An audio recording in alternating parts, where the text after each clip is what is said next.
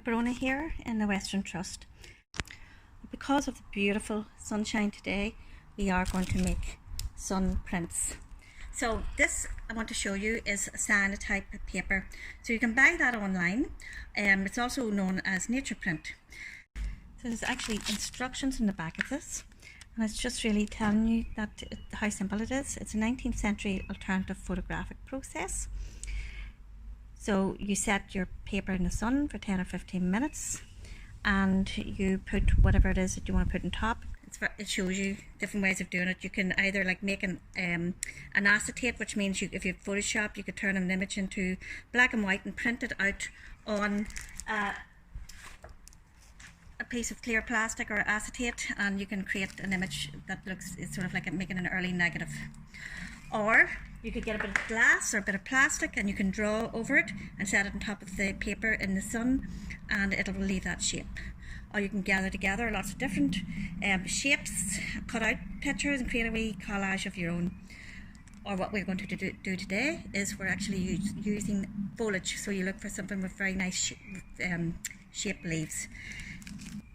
So what I have collected together is some stones and some interesting flower shapes. I'm using these poly pockets so that it can hold our plant or foliage inside, and I also have some stones here, so because we are working outside, it's to stop things blown away. Now I'll do two. This one here is a piece of acetate or like overhead projection paper, so again we're going to lay something else underneath that. So if you get this paper, you'll see it comes in a black bag which is sealed.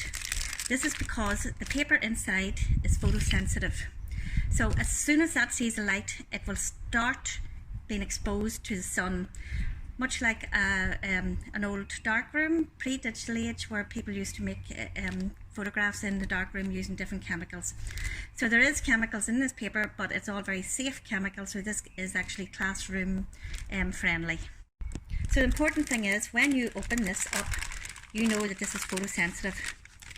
The paper comes out, it's a greeny colour, it's going to end up this lovely blue cyany colour, but it's green to start with.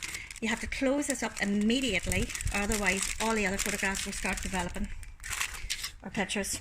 So actually I'm going to take two. I'm going to do the two of these at the same time.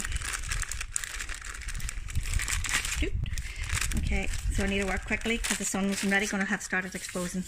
So I'm going to set these down beside each other like this, and I'm going to take this one I have in the poly pocket from earlier.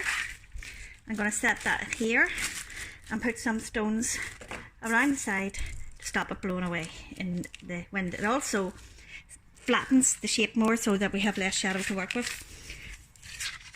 This one here, if you can see, if it's not flat, you're seeing all this shadow in here, where if we put my clear plastic down on top of it, that is flattening that shadow down.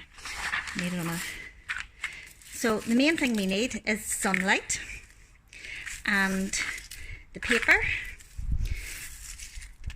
some foliage, and when we let that expose for a while, this will start changing colour. It'll go from this nice greeny colour to a grey colour. Already you can actually see, I don't know if you can see it in this blurry sunlight, but there's a difference already between these two sheets of paper. So we're going to let that expose for about 10 minutes. So while they're exposing, I'm just going to show you some of these other ones that we did earlier. So you can see the beautiful, you can see the actual shapes of the leaves, and it's nearly got a ghostly quality to some of it.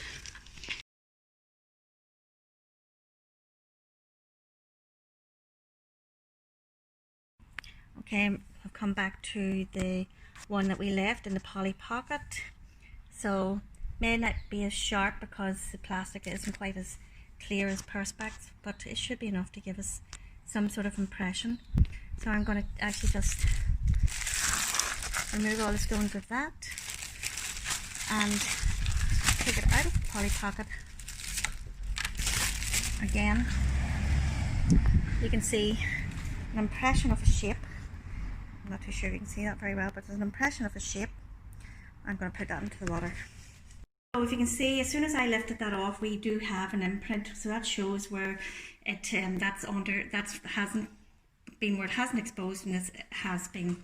So we're going to put this under water, and immediately you can start seeing the glue coming up, and you can start seeing the shape that we created here.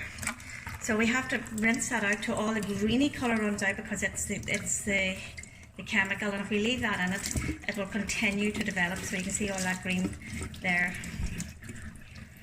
So we have to let that run out. The paper's quite thick, so there's not that much chance of it ripping unless we left the water running on it too long. There's a wee bit of green around here that I can see, so I'm just continuing to let that run out. In fact, I might just leave that sitting in there with the water sort of running, just agitating it a little. Really like as if you were in a dark room, but only we're using water, so it's very safe. And I'm going to go back and get the other one now, and we'll come back and revisit both of them in a minute. Okay, so this is the second one. So if again you can see sort of a very faint outline with the greeny colour. So let's get it. Immediately, it's like magic. You can see the image starting to come up.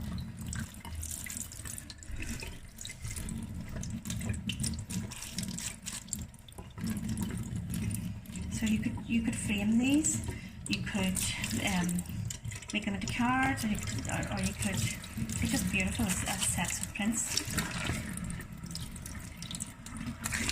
And at some point, if you ever use chemicals, whenever you're a bit older, or if you're supervised, then you can actually print it onto material and have some beautiful material printed like this, like cushion covers or even clothes.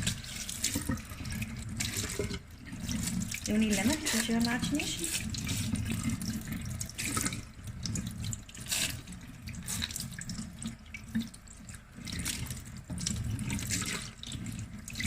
So most of that green is out of that now, so that should be okay. So there you go, a very quick, very simple project, which is really good. Teaches a little bit about the photographic process, teaches you a little bit about science, and it's really enjoyable. You have loads of fun and really creative. So I hope you enjoyed watching, and I'll stick up some more posters of some of the finished works that we've done, and we'll get the instructions and maybe a link on the Arts Care site as well, so you can order and have fun. So let's just hope that we get lots of sunny days and you can enjoy. Thank you for watching.